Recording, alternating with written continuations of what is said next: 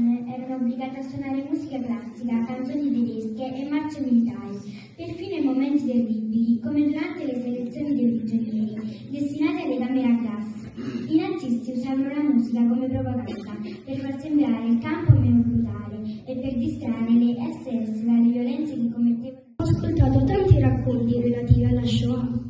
Non è facile comprendere la persecuzione e lo sterminio di milioni di ebrei europei avvenuto durante la Seconda Guerra Mondiale ad opera dei nazisti, desiderosi di cancellare l'intera popolazione non solo dalla Germania, ma da tutta l'Europa. Abbiamo seguito alcune storie, abbiamo tentato di immedesimarci nei bambini, ma per quanti sforzi avessimo fatto non ci siamo riusciti.